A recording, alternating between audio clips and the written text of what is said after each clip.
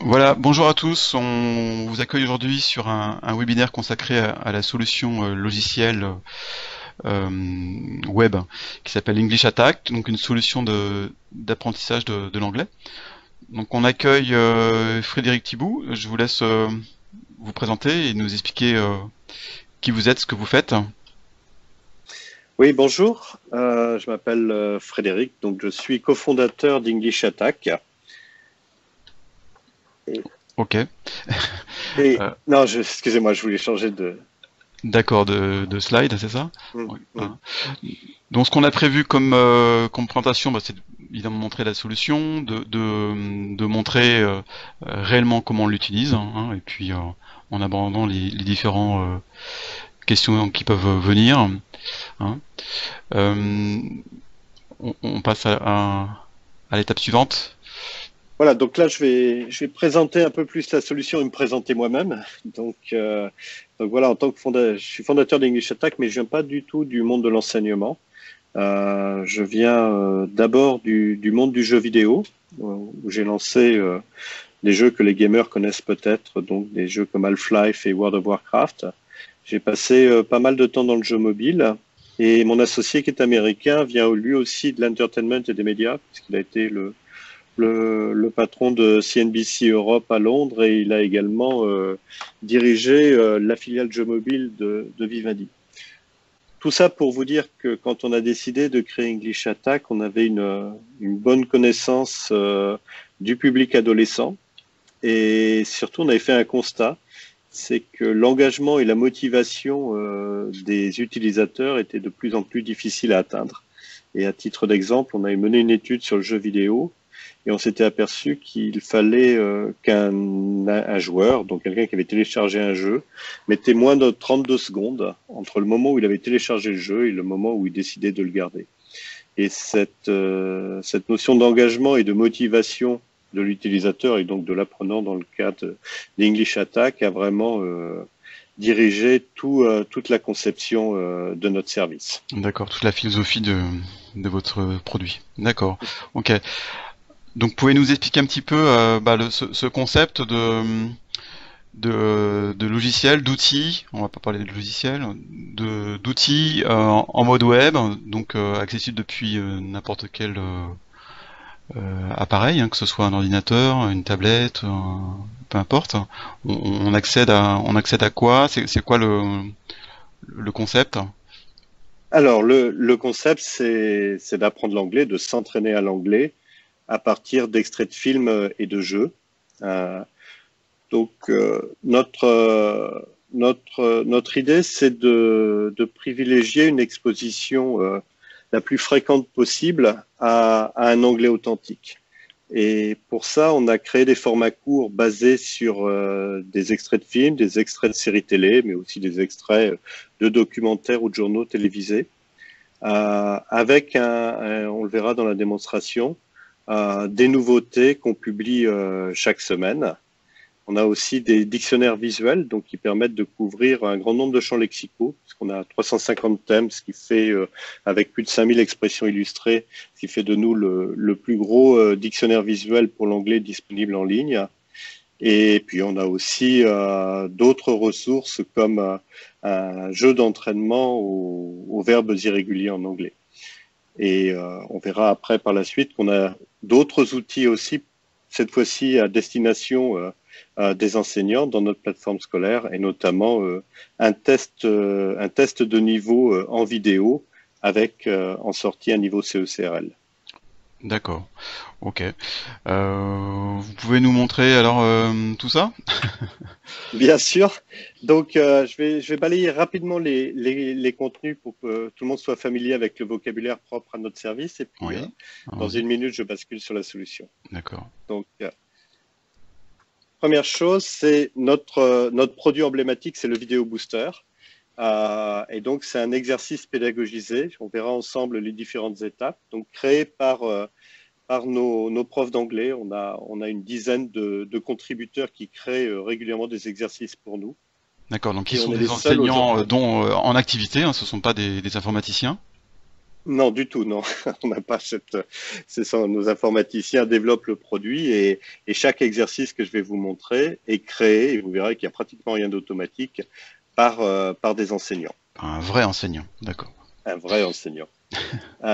Ensuite, on a des dictionnaires visuels. Je vous en ai parlé rapidement. Donc, c'est ce qu'on appelle, nous, des photovocab, avec à la fois une présentation du champ lexical propre au thème et ensuite des jeux de révision qui permettent de mémoriser les expressions découvertes dans le dictionnaire. Un jeu qui s'appelle Verbe Dash, donc qui permet de travailler les verbes irréguliers, qui reste toujours un challenge, comme vous le savez, pour vos apprenants, pour vos élèves. Oui, pour moi aussi. Et, et puis derrière, tout ça est gamifié avec un écosystème très motivant, avec des objectifs, des scores, et puis bien sûr tout ce qu'on peut attendre d'un service comme le nôtre en termes de fiches mémo, de statistiques d'usage, etc. Voilà, et ensuite on a donc ce test de niveau dont je vous ai parlé. On est les seuls à avoir un test de niveau basé sur des vidéos authentiques. C'était un gros effort et une innovation, je pense, importante dans le monde de l'apprentissage des langues. Et pour finir, je vous présenterai notre plateforme scolaire, donc avec des outils pour le professeur spécifiquement conçus pour un usage dans un établissement. Ok, d'accord. Voilà. Ok, super. Donc je vais basculer sur notre solution. Donc si Patrick oui. Oui. Donc ça, c'est l'interface qu'on aperçoit une fois qu'on a créé son compte d'accès à la solution. En sachant que j'ai fait le test juste avant de commencer, on peut déjà s'enregistrer avec un compte qui aura un accès limité pour déjà voir l'interface et un contenu limité, c'est ça? C'est ça. Donc le service est ouvert à tous et à la création du compte, vous avez un exercice vidéo et un dictionnaire visuel qui vous permet de tester notre solution. Et à la demande, on peut également envoyer des codes d'évaluation qui permettent de débloquer pour un temps donné un accès à l'intégralité de nos contenus pédagogiques. Et donc ça, c'est des codes qu'on réserve à des enseignants ou à des chefs d'établissement. D'accord. Bon, en l'occurrence, pour nos établissements, il suffit de me faire la demande et puis je vous les ferai suivre. Ok. Alors, comment on procède? Alors, donc ça, c'est la page d'accueil. Je vous ai dit, nous, on voulait une expérience immédiate. Hein, c'est ce que nous a appris notre passage dans le jeu mobile. Donc, Oui. dès que vous arrivez, vous êtes engagé sur le premier exercice qui est un vidéo booster. Vous avez le photovocab aussi, donc le dictionnaire visuel qui est présenté sur la page d'accueil et le jeu sur les verbes irréguliers. On va commencer par regarder à quoi ressemble ce vidéo booster. Donc, comme vous le voyez ici, c'est un extrait de La La Land, le film. C'est un extrait qui fait 49 secondes. Donc, un temps relativement court. Vous allez voir qu'il y a déjà beaucoup d'éléments langagiers dans un extrait de ce type. Et tout ce qu'on présente dans English Attack, ce sont toujours des extraits de films ou de séries, en aucun cas des bandes annonces ou des teasers. Voilà. Et pour tenir les jeunes en haleine, vous suivez les actualités. Donc j'imagine que le dernier Spielberg qui va sortir prochainement, ou qui est peut-être déjà sorti d'ailleurs aux USA, je ne sais pas, fera partie ou pas d'ailleurs, mais comme un sujet d'actualité qui peut motiver les jeunes à s'exercer, c'est ça? Tout à fait, on n'avait pas révisé, on s'était pas entraîné, mais je l'ai publié il y a une demi-heure. Ah bon, bah, et donc, voilà. Et donc, effectivement, Ready Player One qui sort aujourd'hui en France. D'accord. Voilà, on a publié un exercice vidéo basé sur sur un extrait de ce film, qui est donc un blockbuster qu'attendent tous les adolescents. Très bien. Et que j'ai pas du tout. Ça illustre bien la pertinence de votre produit, c'est-à-dire que vous suivez l'actualité afin de coller vraiment à la motivation des élèves, c'est bien. Ouais. Donc, pour reprendre l'exemple de La La Land, donc on a plus de 1300 exercices vidéo de ce type-là, mais on va prendre celui-ci à titre d'illustration. Donc, à chaque fois, il y a une catégorisation par difficulté. Vous voyez que là, il est en niveau A2, donc niveau CECRL. Et on va commencer, voilà, le parcours pour l'apprenant. La première chose qu'on fait, c'est que nos profs d'anglais, je ne vais pas le répéter à chaque fois, mais c'est ce sont des exercices qui sont créés par des enseignants, auront défini pour chacune des vidéos une sélection de 8 expressions qui ont ou un intérêt langagier particulier ou qui sont importants pour la compréhension de la vidéo. Et on les présente volontairement avant le visionnage de la vidéo. Ok. On n'a pas le son là, mais si, voilà, en cliquant sur n'importe quel mot dans English Attack, vous avez sa prononciation, donc avec un fichier audio en anglais. Mhm. Et également, ça vaut aussi pour tous les mots en anglais du site, vous avez toujours une traduction dans la langue de l'apprenant. D'accord. Donc dans ce cas-là, c'est le français. Donc une fois que l'apprenant s'est familiarisé avec ces éléments de vocabulaire, il va pouvoir lancer la vidéo. Et à nouveau, vous n'entendrez pas le son.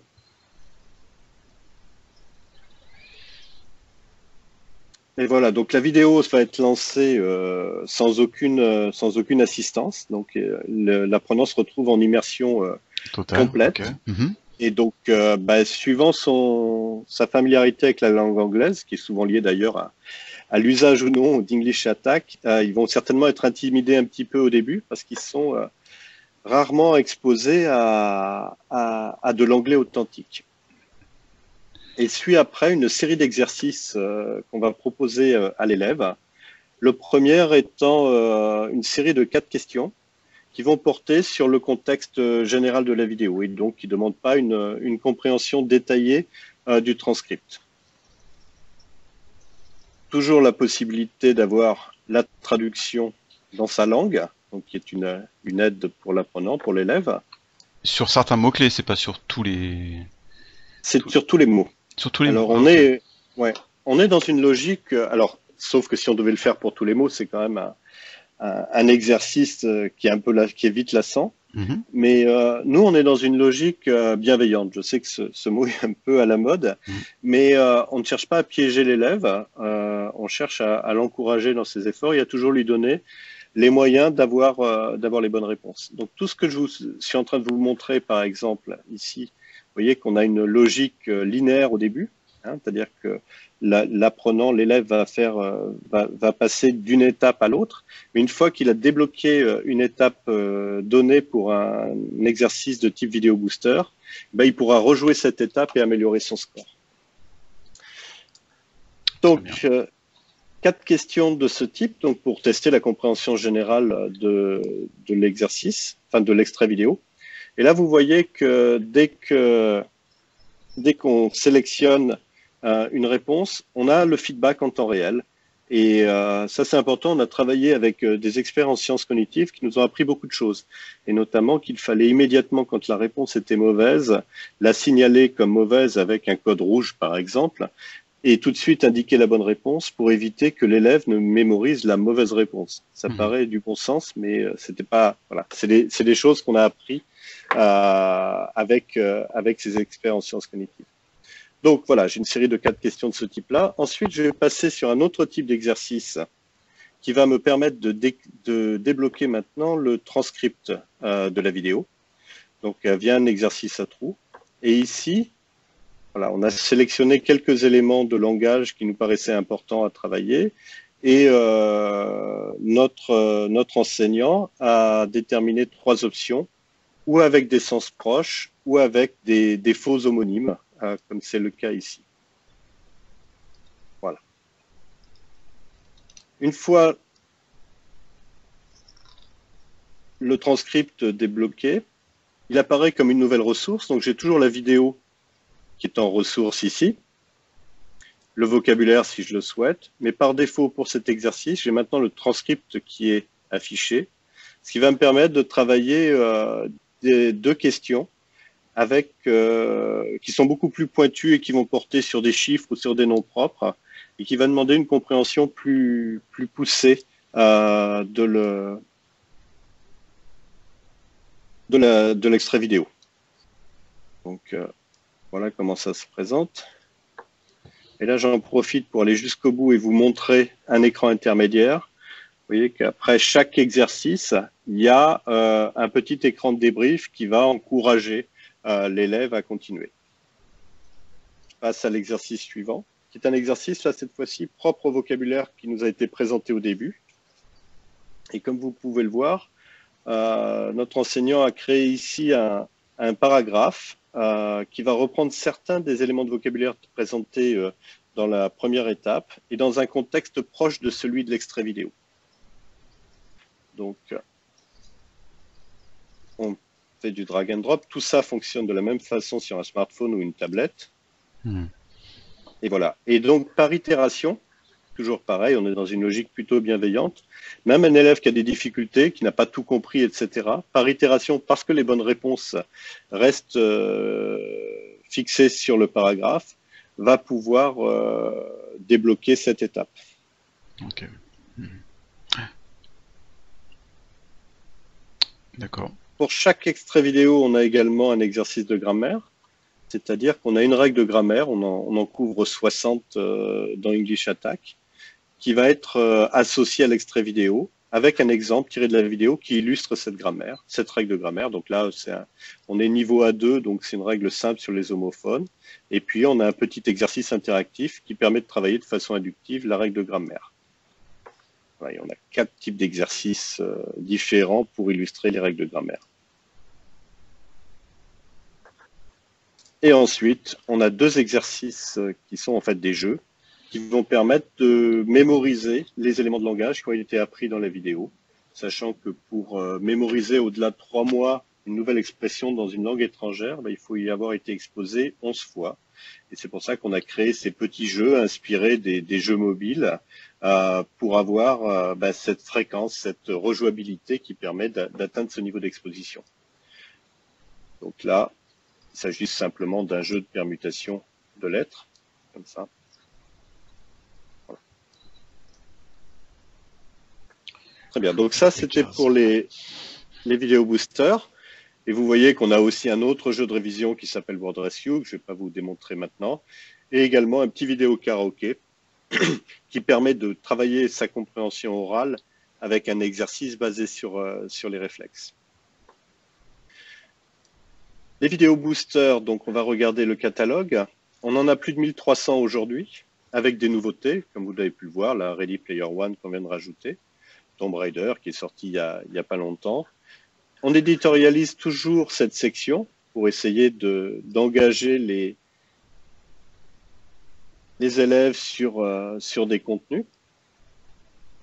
Et ils sont catégorisés par film. On a aussi beaucoup de séries télé. Stranger Things, par exemple, qui est la série qui fédère tous les adolescents actuellement. De la musique, sachant que la musique est un peu plus clivante, mais qu'elle engage et qu'elle motive beaucoup d'élèves. Et puis de l'actualité de société, donc actualité, société, loisirs, donc des extraits de films ou des vidéos extraites de séries type Lonely Planet. L'enseignant, donc là je suis sur une logique plutôt enseignant, comme on peut le voir, peut rajouter, mettre en favori des vidéos boosters qu'il souhaiterait proposer ensuite à ses élèves.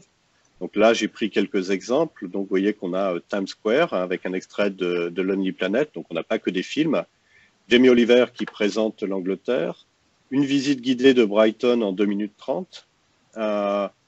Et puis, quelques extraits comme comment faire un pitch, comment avoir quelle est l'étiquette, quelle est l'attitude à avoir sur Internet, comment écrire des nombres, etc.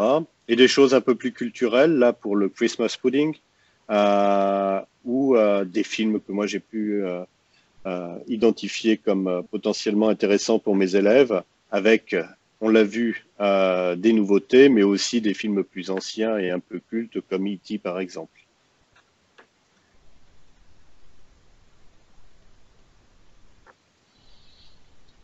Les photos vocab maintenant.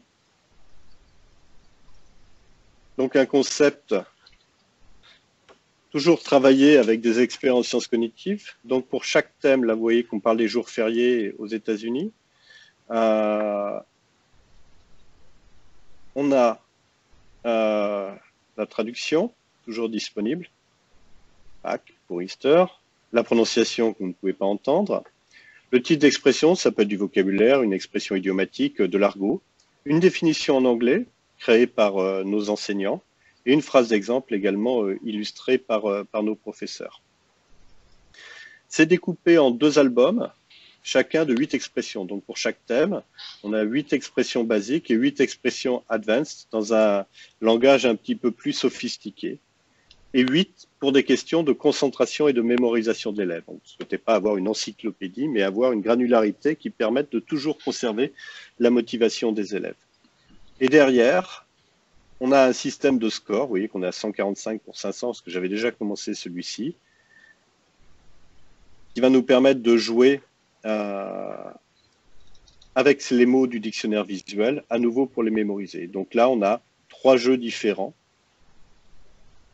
Je prends celui-là, par exemple, qui est un jeu qui va permettre d'associer le mot avec son illustration. D'accord. Voilà. Christmas, c'est Noël, hein, je précise. Comment? Donc voilà pour les dictionnaires visuels. Donc l'album sophistiqué cette fois-ci, vous voyez, on va un peu au-delà de Christmas et d'Easter. Donc voilà, Independence Day, Labor Day, Mardi Gras. Voilà, donc on va sur des fêtes et du vocabulaire qui est un peu plus sophistiqué. Vous voyez, Columbus Day, pour un élève français, c'est quelque chose de moins évident quand même que Christmas. Donc, et ça fonctionne. Et pour nos dictionnaires visuels, donc, on a également un catalogue très complet. Donc, avec à chaque fois, là, on le voit, une éditorialisation. Donc on change ces contenus ici dans ce qu'on appelle le spotlight toutes les semaines pour rendre ce catalogue un peu plus vivant. Ils sont classés par abstraction, corps humain, santé. Donc vous voyez pour la toilette, les gestes de la main, la mort. Ici, travail et éducation, culture, nourriture, boisson, loisirs, technologie, etc. Je vous ai dit, il y en a plus de 350. Donc on a quand même un catalogue qui est très profond. Et de la même façon, je l'ai fait pour les vidéo boosters, je peux aussi rajouter à mes favoris des éléments des dictionnaires qui me paraissent intéressants pour illustrer et animer mon cours. Là, j'en ai pris quelques-uns, le lycée américain, les expressions sociales et la crise migratoire, pour aller un peu au-delà de dictionnaires plus classiques. D'accord. Donc dans un établissement, l'enseignant, au niveau d'un groupe d'élèves, peut lui gérer donc cette mise en place, cette sélection de ressources comme il l'entend. Tout à fait. C'est ce que je vais vous montrer. D'accord. Dans le mode enseignant, c'est ça? Donc là, en fait, je suis le mode élève est assez proche. Je vais aller basculer sur un mode élève ensuite. Mais là, j'étais déjà sur un compte enseignant. Et d'ailleurs, vous voyez qu'ici, j'ai un onglet Mon école qui n'existe pas, bien sûr, pour les utilisateurs particuliers. Et dans Mon école, je vais avoir des outils qui vont me permettre d'abord de gérer les élèves de ma classe. Donc ici, c'est une classe de test, vous voyez, et donc de recruter des élèves. Recruter, c'est-à-dire il peut y avoir plusieurs enseignants et que donc les enseignants assignent les élèves à leur compte. Et ensuite, une gestion des classes, donc qui me permet pour chacun de mes élèves de créer mes classes. Là, je vais faire un petit aparté justement sur les connecteurs. On travaille sur pas mal d'établissements en France, d'établissements publics notamment, mais pas seulement, où on a développé des connecteurs, donc un connecteur sur les environnements numériques de travail, donc que ce soit Cosmos, eTop, monlycée.net, etc. Il y en a beaucoup, qui permet d'un simple clic de créer automatiquement le compte de l'élève et celui de l'enseignant, et également de rattacher l'élève à son enseignant et à sa classe, sachant que l'enseignant aura la possibilité ultérieurement de modifier les classes, notamment s'il veut travailler par groupe de niveau. Et là, je peux vous donner à titre d'exemple, voilà, ça c'est monlycée.net, donc qui est utilisé par les lycées de la région Île-de-France, à titre d'exemple. Et vous voyez que dans mes applis, English Attack apparaît comme une app. Et il suffit de cliquer dessus avec une fois que l'élève ou l'enseignant étant déjà connecté à son ENT, à son environnement numérique de travail, un simple clic suffit pour créer le compte et de réaliser toute la gestion administrative, rattachement à la classe, à l'enseignant, etc. Donc là, j'ai mes classes. Hein, je reviens à l'interface English Attack et j'ai la possibilité de créer des devoirs. Donc, pour créer un devoir, et qu'il y en a déjà qui ont été créés avec des résultats, c'est sur ce compte de test. Créer un devoir, c'est très simple. Je sélectionne ma classe, donc là on n'a rien inventé, je pourrais sélectionner plusieurs classes, et une date de rendu, on va la mettre le 4 avril par exemple, et je confirme. Donc là j'ai créé un devoir, mais comme vous le voyez, il n'est pas encore publié, et je vais rajouter les contenus. Voilà, et vous voyez que je vais rajouter un vidéo booster comme devoir, donc vous voyez qu'il y a un petit plus qui apparaît un peu partout. Et ben ça, c'est spécifique à l'interface enseignant. On a voulu quelque chose de plus simple possible. Donc, Ready Player One, par exemple, si je veux le rajouter à mes devoirs, il suffit de cliquer comme ça, il sera rajouté. Je peux aussi aller dans mes favoris, par exemple, ou n'importe où. Si je veux regarder Lonely Planet, je trouve que c'est intéressant pour mes élèves. Même si je suis en train de faire les exercices parce que je voulais l'évaluer avant de le donner en devoir, eh bien, à n'importe quel moment, j'ai ce plus qui est là et je peux le rajouter. Ok. Et ça fonctionne, bien sûr, de la même façon pour les photos vocab. Donc, si je vais sur un photo vocab. De la même manière, on clique sur le petit bouton plus voilà, et on ajoute la ressource au travail à faire. Et voilà. Et donc, là, je voyais que j'ai créé un devoir. Vous voyez qu'il n'y a pas plus intuitif que ça. Et il suffit de le publier. Donc, je peux vérifier déjà à qui je l'ai assigné, donc à ma classe, là, la date d'échéance. J'ai les 3 exercices qui sont là. Et dès que je les publie, en fait, ils vont apparaître dans l'interface de mon élève. Donc, si je bascule maintenant sur un compte élève, donc c'est celui-ci. Donc je suis sur la même école, hein, dans le même établissement, on revoit là. Mon prof c'est Bristol Teacher 2, c'est effectivement celui que j'étais en train d'utiliser. Et je viens de créer un devoir, donc j'en avais déjà un qui était à rendre, etc. Et donc en cliquant simplement dessus, ben voilà, je vais pouvoir faire le devoir. Et mon enseignant pourra suivre mes progrès directement dans son interface. Ok. Donc je vais revenir à l'interface enseignant.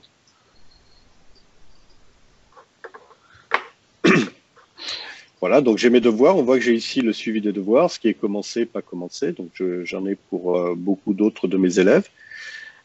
Et j'ai bien sûr accès à des statistiques et des résultats pour tous mes élèves, mais aussi classe par classe, avec les notes moyennes, avec les résultats par devoir, avec la possibilité aussi de descendre au niveau d'un élève. On a travaillé en expérimentation il y a 1 an et demi avec plusieurs enseignants dans 3 lycées, ce qui nous a permis d'affiner nos stats et des résultats par rapport aux besoins exprimés par les enseignants. Et notamment, on a la possibilité ici d'avoir un rapport ou pour les résultats, donc ça c'est exclusivement pour les devoirs, ou sur les statistiques d'utilisation, sur une période donnée.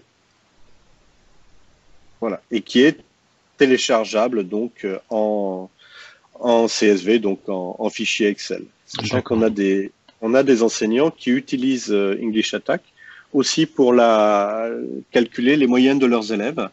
Parce que ce qu'ils nous ont dit, c'est que pour les élèves qui étaient un peu en difficulté avec l'anglais, c'était une des rares occasions qu'ils avaient de leur donner une bonne note, puisqu'on est dans des logiques de score et qu'on récompense l'effort. Donc même un élève qui a un niveau moyen en anglais pourra toujours améliorer son score et atteindre un score très élevé. Et donc s'il en fait l'effort, avoir une bonne note. Donc souvent, c'est des coefs 0,5 ou 1 qui sont utilisés par les enseignants qui utilisent English Attack. D'accord, ok. L'usage qui est fait dans les établissements, c'est est-ce que vous avez une idée de comment dire de l'usage qui est fait, c'est-à-dire est-ce que c'est majoritairement un usage à la maison, donc en, comment dire en entraînement, ou la pratique se fait également en classe? Alors, nous, c'est principalement utilisé en dehors de la classe. D'accord, Euh, alors, il y a un mode complètement autonome, hein, certains enseignants le recommandent.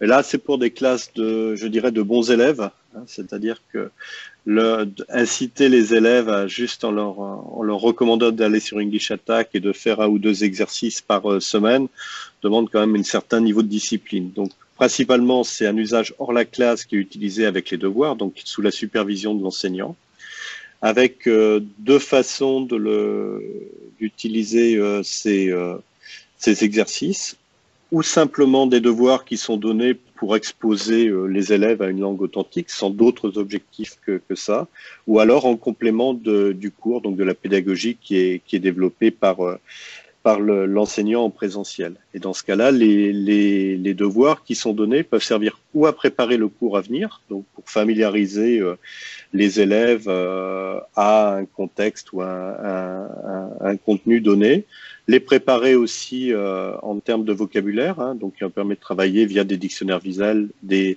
champs lexicaux particuliers, qui permettra de désinhiber les élèves parce qu'ils maîtriseront le vocabulaire pendant le cours. Et également, ça peut être utilisé après la classe, donc toujours en relation avec le cours développé par le prof, mais cette fois-ci pour consolider ce qui a été vu en cours. L'usage en classe, il est généralement pas interactif, donc rarement avec des élèves qui ont leur propre tablette ou leur propre PC. C'est fait dans certains établissements, mais comme vous le savez, c'est assez dur à déployer. Et généralement, l'enseignant utilise plutôt nos ressources pour illustrer son cours et développer son propre cours, par exemple à partir de nos extraits vidéo. d'accord, ok, bon. Ok, très bien. Et Oui, dernière chose à l'enseignement, pardon, à l'interface enseignant, on a aussi la possibilité d'assigner un test de niveau. ah oui, Donc là, on on a voit vu ça. que je l'ai assigné. Et donc là, j'ai un test de niveau, je vous refais pas, mais ça marche exactement comme pour les devoirs. Donc là, on voit que j'ai assigné ce test à mon élève, donc Guillaume Tran toujours, qui fait partie de cette classe-là.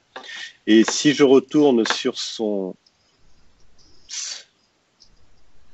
interface. sur son interface, juste là, je vais y arriver. Voilà. J'ai juste changé de navigateur pour aller sur Pour mon passer entreprise. de prof à élève. Voilà, donc je me retrouve sur le compte de mon élève, donc qui est ici. Et vous voyez que sur sa page d'accueil, Ah oui, lui a tout une en haut. vidéo, Ouais. voilà, il a Une un vignette. bloc Ouais, un bloc. où on lui demande d'aller passer un test. Voilà, il aura reçu également un email si son email a été renseigné.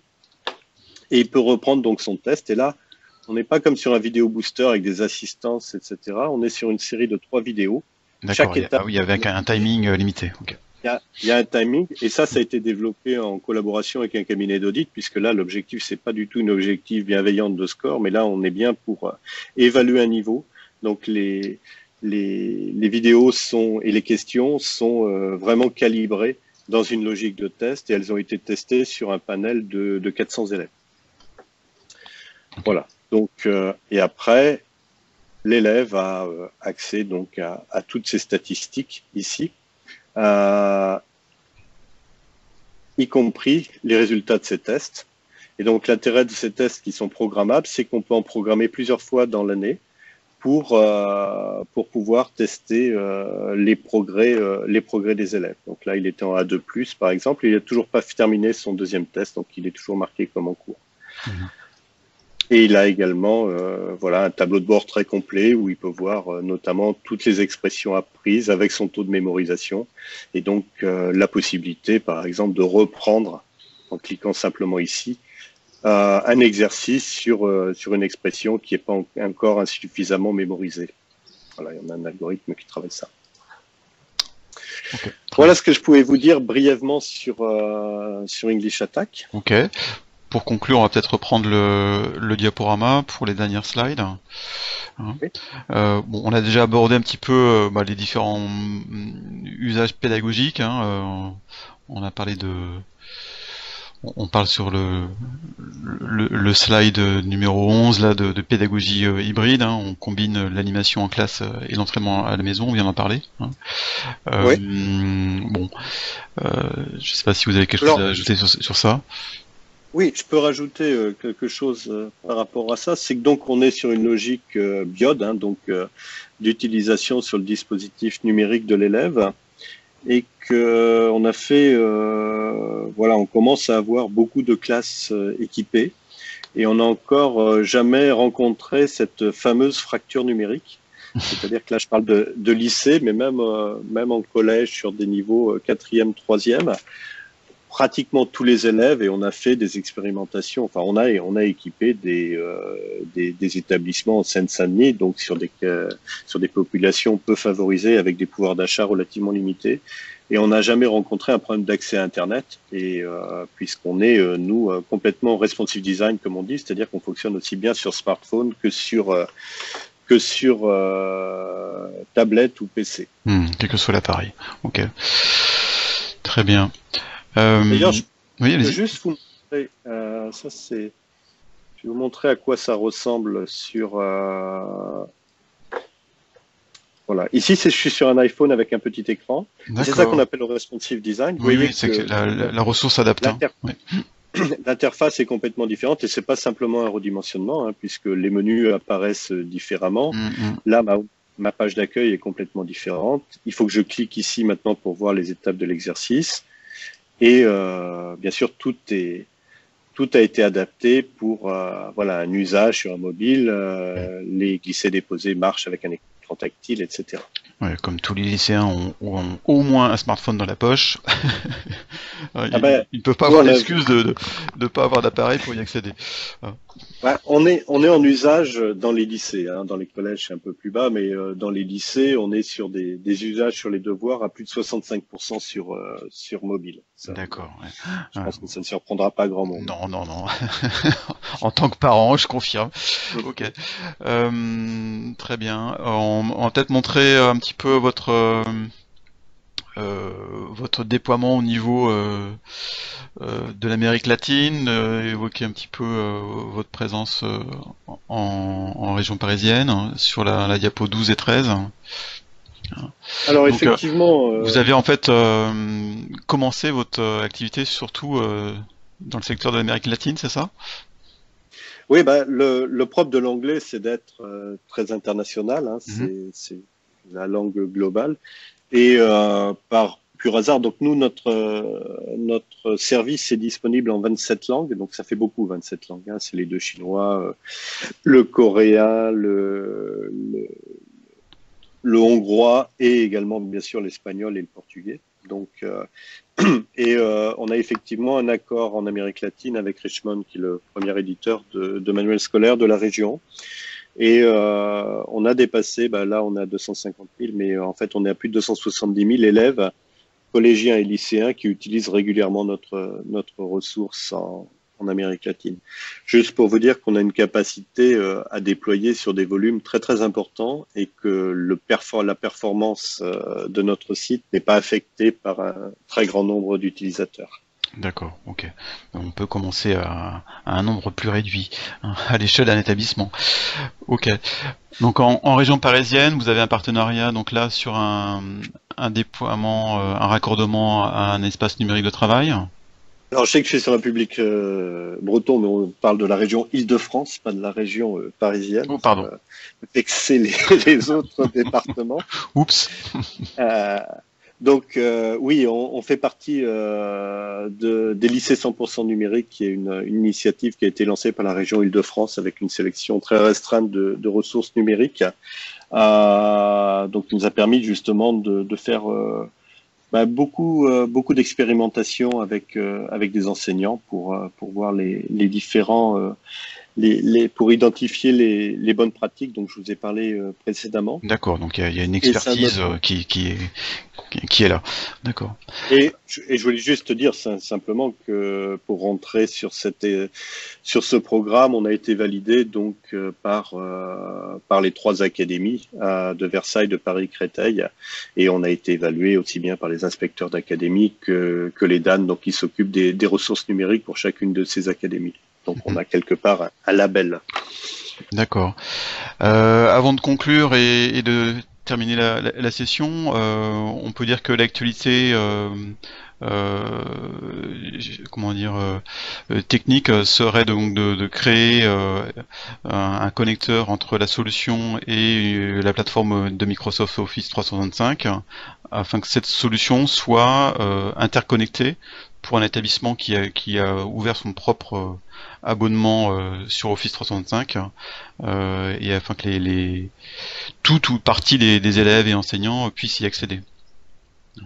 Donc ça, vous prévoyez, Oui, c'est ça. pour courant avril, donc une première mise à disposition expérimentale avant une validation, et c'est ça, hein? On peut même dire dès la semaine prochaine, puisqu'on est déjà en train de travailler avec les équipes de Microsoft pour le développement de ce connecteur. Et ce qu'on souhaiterait, oui, c'est un premier test Grandeur nature. en conditions réelles pour voir éventuellement, non pas tellement des problèmes techniques, mais des problèmes d'usage qui peuvent être liés à l'identification des disciplines des enseignants, la façon dont les nomenclatures utilisées pour les classes, etc. C'est souvent le genre de choses qu'on souhaite corriger rapidement, et déployer la ressource dans un établissement de test qui utiliserait Office 365 nous permettrait de régler en quelques jours tous ces éventuels irritants qu'on dit dans notre jargon. Donc on en profite pour passer le message à nos établissements, si l'un d'eux veut candidater, qu'il me contacte, et on verra donc les conditions de mise en place qui seront préférentielles. Voilà. Écoutez, on montre les toutes dernières slides, hein, juste pour rappeler que donc on a d'autres webinaires qui vont arriver par la suite, hein. Toute la liste est en ligne sur le site de NETech. Et puis enfin, vous pouvez nous contacter, hein, pour la toute dernière diapo. On vous rappelle donc les contacts de Monsieur Thibou et de moi-même pour la partie NETech.